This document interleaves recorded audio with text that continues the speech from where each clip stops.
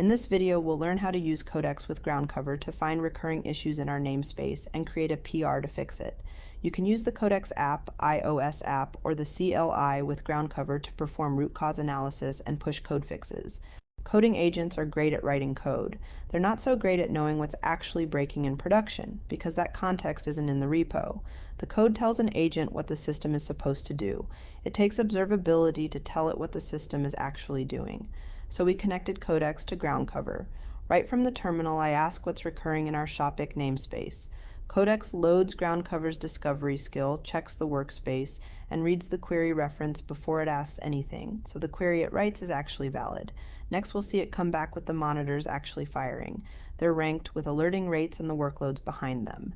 Checkout failure rate high is the worst offender, so I point Codex at it. Investigate, pull the logs and traces, find the root cause, and open a pull request with the fix. Now Codex queries groundcover for the traces and logs and finds it. Checkout was returning 409 conflicts because inventory only seeded stock when the table was empty. So once the demo drained, it stayed at 0 and every checkout failed.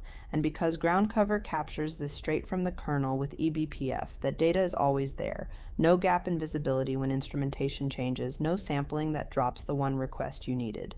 Codex writes the fix, shows me the diff, and opens the PR. And we'll see that the PR includes a summary, the groundcover evidence, the root cause, and the fix. The automated review passes clean. There's a walkthrough, a sequence diagram of the new flow, and a tidy diff. One shared helper that reconciles stock on every startup, from one question to a mergeable PR. That's what happens when your coding agent can finally see production the way groundcover does. And it only compounds from here. Connect Linear, Slack, and Notion too, and the agent picks up the rest of your team's context.